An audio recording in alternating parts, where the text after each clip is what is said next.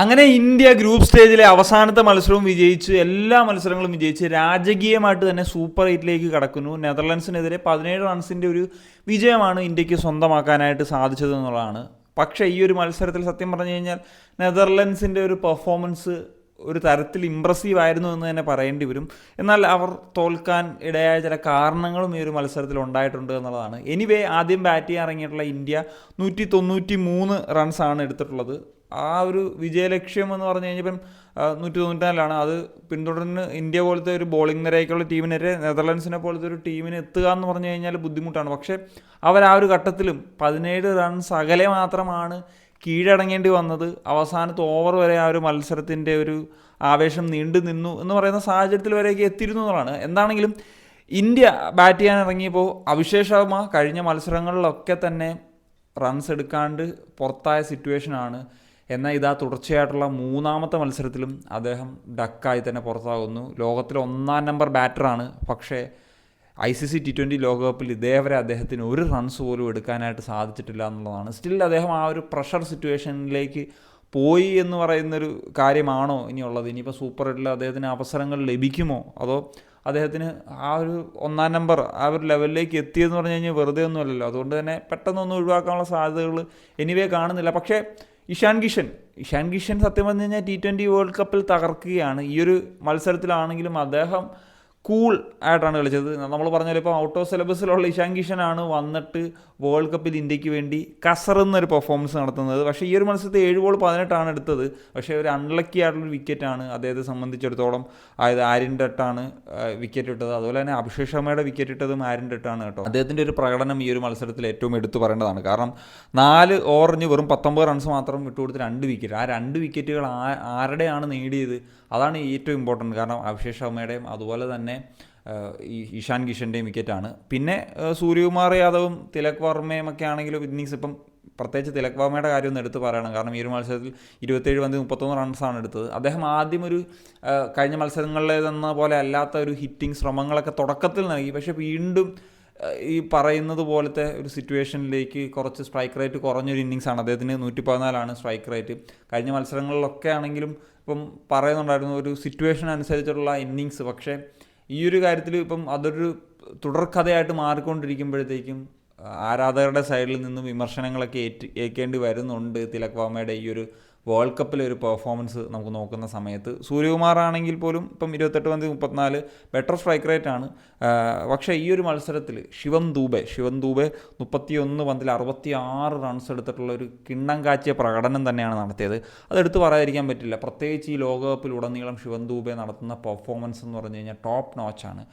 കിടിലൻ പെർഫോമൻസ്. ആ ശിവൻ ദൂബെയുടെ ഒരു ഇന്നിങ്സ് ഇല്ലായിരുന്നെങ്കിൽ സത്യം പറഞ്ഞു കഴിഞ്ഞാൽ ഇന്ത്യയുടെ ഒരു കാര്യങ്ങൾ വേറെ നിലയ്ക്ക് പോയത്. അതാണ് ഞാൻ പറഞ്ഞത്. നെതർലൻഡ്സിന് കളി കൈപ്പിടിയിലാക്കാനുള്ള അവസരങ്ങൾ അവർ നഷ്ടപ്പെടുത്തിയെന്ന് വെച്ച് കഴിഞ്ഞാൽ ഇപ്പം സൂര്യകുമാർ 13 റൺസിലോ മറ്റോ നിൽക്കുമ്പോഴത്തേക്കും ഒരു ക്യാച്ച് ഡ്രോപ്പ് ചെയ്തു. അതിനുശേഷം തിലക് വർമ്മയുടെ ക്യാച്ച് എന്ന് പറഞ്ഞാൽ ഒരു എക്സ്ട്രാ ഓർഡിനറി ക്യാച്ച് തന്നെയായിരുന്നു. ആൻഡ് മെർവിൻ്റെ ആ ഒരു ക്യാച്ച് ഒരു കിടിലൻ ക്യാച്ച് തന്നെയായിരുന്നു. ശേഷം എനിക്കൊന്ന് ദൂബെ ഒരു 3-ലോ 4-ലോ എന്തോന്നും നിൽക്കുന്ന സമയത്താണെന്ന് തോന്നുന്നു ഒരു LBW. പക്ഷേ അത് അമ്പയർ സ്കോറിലാണ് അത് അല്ലാണ്ട് പോയത്. അല്ലെങ്കിൽ ചിലപ്പം വിക്കറ്റ് പോകേണ്ട സിറ്റുവേഷനൊക്കെ ആയിരുന്നെങ്കിൽ ഇത്രയും വലിയൊരു സ്കോർ വരില്ലായിരുന്നു.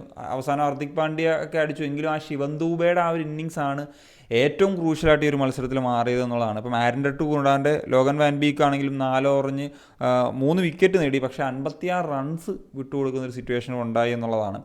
അതുപോലെ ഇപ്പം നെതർലൻഡ്സിൻ്റെ ഒരു ബാറ്റിങ്ങിലേക്ക് വരുമ്പോഴത്തേക്കും ഇപ്പം ആര്യൻ ഡട്ട് ബാറ്റിങ്ങിൽ അത്ര തിളങ്ങിയില്ല. ബാക്കി എല്ലാ താരങ്ങളാണെങ്കിലും ഒരു തരത്തിലൊരു പെർഫോമൻസ് നടത്തിയിട്ടുണ്ട് എന്നത് നമുക്ക് പറയാം. പക്ഷേ അവരെ സംബന്ധിച്ചിടത്തോളം ഈ ഒരു മത്സരത്തിലൊരു തോൽവി വഴങ്ങേണ്ട ഒരു സിറ്റുവേഷൻ എന്ന് പറഞ്ഞാൽ ഇപ്പം ആദ്യഘട്ടത്തിൽ അവർ കുറച്ച് സെൻസിബിളായുള്ള ഇന്നിങ്സ് നടത്തി വിക്കറ്റ് നഷ്ടപ്പെടാണ്ട് ആ ഒരു നിലയ്ക്കാണ് പൊക്കോണ്ടിരുന്നത്. അപ്പോൾ അവസാനം വന്നപ്പോഴത്തേക്കും അവർക്ക് ഹിറ്റ് വരുന്നുണ്ട്.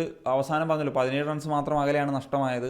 അപ്പം ആദ്യത്തെ ഓവേഴ്സിലൊന്നും കാര്യമായിട്ടുള്ള ഇപ്പം പവർ പ്ലേ ഒന്നും അവർക്ക് ഒരു ബാറ്റേഴ്സ് എന്ന നിലയിൽ അവർക്ക് ഉപയോഗിക്കാനായിട്ട് പറ്റിയിട്ടില്ല എന്നുള്ളതാണ്. വിക്കറ്റുകൾ നഷ്ടമായിട്ടുണ്ടായിരുന്നില്ല. പിന്നെ വരുൺ ചക്രവർത്തിയാണ് എപ്പോഴത്തെയും പോലെ ആ ഒരു വിക്കറ്റിൻ്റെ ഒരു ഒരു കാര്യങ്ങൾ തുടക്കം ഇട്ട് കൊടുക്കുന്നത്. ഈ ഒരു മത്സരത്തിലും വരുൺ ചക്രവർത്തിയുടെ പെർഫോമൻസ് ഇമ്പ്രസീവ് ആയിരുന്നു. 3 ഓവർ 14 റൺസ് മാത്രം ഇട്ട് കൊടുത്തിട്ടാണ് 3 വിക്കറ്റുകൾ നേടിയെടുത്തത്. അവസാനം സത്യം പറഞ്ഞു കഴിഞ്ഞാൽ നെതർലൻഡ്സിന് ഒരു തരി പ്രതീക്ഷയൊക്കെ വന്നിരുന്നു, പക്ഷേ കുറച്ച് റൺസ് അധികം എടുക്കേണ്ട സിറ്റുവേഷൻ ആയിരുന്നു. അതല്ല പറഞ്ഞതുപോലെ ആദ്യമേ കുറച്ചും കൂടി റൺ റേറ്റ് മെയിൻറ്റെയിൻ ചെയ്തൊക്കെ ആയിരുന്നു വരുന്നതെങ്കിൽ കുറച്ച് ബെറ്റർ ആയേനെ. ഇന്ത്യയെ സംബന്ധിച്ച് നോക്കുമ്പോഴത്തേക്കും ഇന്ത്യ ബാറ്റ് ചെയ്യുന്ന സമയത്ത് ഏതാണ്ട് 9 ഓവറിലൊക്കെ 60 സംതിങ് ഒക്കെ ലെവലിൽ നിന്നാണ് 20 ഓവർ എത്തുന്ന സമയത്ത് 193 പോയത്. അപ്പോൾ അവിടെ ശിവൻ ദൂബെയുടെ ഒക്കെ ഇന്നിങ്സും സൂര്യയുടെ ഒക്കെ ഇന്നിങ്സും വളരെ ഇമ്പോർട്ടൻ്റ് ആണ്. അതാണ് ശിവൻ ദൂബെയുടെ ആ ഒരു വിക്കറ്റ് കിട്ടിയിരുന്നെങ്കിൽ, സ്കൈഡ് ആ ക്യാച്ച് എടുത്തിരുന്നെങ്കിൽ, ഇങ്ങനെയൊക്കെ സിറ്റുവേഷൻസ് ആയിരുന്നെങ്കിൽ റൺസ് എന്താണെങ്കിലും ഇത്രയും പോകില്ലായിരുന്നു. നെതർലൻഡ്സിന് കാര്യങ്ങൾ കുറച്ചും കൂടി ഈസി ആകുന്ന ലെവലിലേക്ക് വരാമായിരുന്നു. നെതർലൻഡ്സ് പറഞ്ഞല്ലോ ആദ്യത്തെ ഓവേഴ്സിലൊന്നും അവർ അറിയാം ഇന്ത്യക്കെതിരെയാണ്, ലോകോത്തര ബോളിങ്ങിനെതിരെയാണ് കളിക്കുന്നത്. അപ്പോൾ അതനുസരിച്ചിട്ടുള്ള വിക്കറ്റ് നഷ്ടമാകാതെ എത്ര ഇതിൽ പോകാം, പിന്നീട് ഒരു ഹിറ്റിങ്ങിലേക്ക് കടക്കാം എന്നൊക്കെ ഒരു പ്ലാനിങ്ങിലായിരുന്നു ഉണ്ടായിരുന്നതെന്നാണ് തോന്നുന്നത്. പിന്നെ ബോളേഴ്സിന് സത്യം പറഞ്ഞു കഴിഞ്ഞാൽ പരീക്ഷണം നടത്തി. ഇപ്പോൾ ഈ ഒരു മത്സരത്തിൽ വാഷിംഗ്ടൺ സുന്ദർ 11 വന്നിട്ടുണ്ടായിരുന്നു. അദ്ദേഹമൊക്കെ 4 ഓവർ എറിഞ്ഞിട്ടുണ്ട്, ബാറ്റ് ചെയ്യാനായിട്ട് പറ്റിയില്ലെങ്കിൽ കൂടി.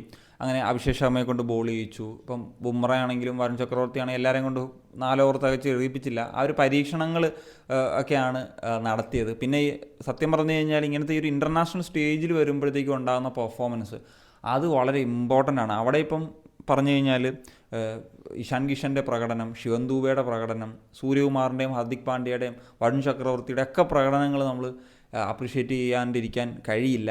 എനിവേ ആ ഒരു ബോളിങ്ങിലുള്ള പരീക്ഷണം തീർച്ചയായിട്ടും നമുക്ക് ഈ ഒരു മത്സരം എന്ന് പറഞ്ഞു കഴിഞ്ഞാൽ സൂപ്പർ 8 സ്റ്റേജിലേക്കൊക്കെ പോകുന്ന സമയത്ത് നമുക്കൊരു ലെസൺസൊക്കെ ആയിട്ട് പോകേണ്ട ഒരു മത്സരമായിട്ടാണ്. അപ്പോൾ അതിലെ പാഠങ്ങൾ ഉൾക്കൊള്ളുക എന്ന് പറയുന്നൊരു ഫാക്ടർ കൂടിയുണ്ട്. അതുകൊണ്ട് തന്നെ ഈ പരീക്ഷണങ്ങൾക്ക് വലിയ പ്രശ്നമൊന്നും ഇല്ല എന്നുള്ളതാണ്. കാരണം നമ്മൾ ഓൾറെഡി ഉറപ്പിച്ചു എങ്കിൽ പോലും ഈ ഒരു മത്സരം പരീക്ഷണങ്ങൾ നടത്തി എങ്കിലും നമുക്ക് വിജയിക്കാൻ പറ്റി. ഇങ്ങനെയൊക്കെയുള്ള ഫാക്ടേഴ്സ് അവിടെ നിലനിൽക്കുന്നുണ്ടല്ലോ. So that's it guys. അപ്പം നിങ്ങളുടെ ഒപ്പീനിയൻസ് എന്താണ്? ഈ പ്രത്യേകിച്ച് ഇപ്പോൾ അഭിഷേക് ശർമ്മയുടെ കാര്യത്തിൽ എന്ത് ഡിസിഷൻ ആയിരിക്കും എടുക്കുന്നത്? തിലക് വർമ്മയുടെ ആ ഒരു പ്രകടനത്തെ പറ്റിയുള്ള അഭിപ്രായം, മത്സരത്തിന് മൊത്തത്തിലുള്ള അഭിപ്രായം, സൂപ്പർ പ്രതീക്ഷ, ഇതെല്ലാം കമൻറ്റായിട്ട് നമ്മൾ യുവാൻഷൻ സനിയ.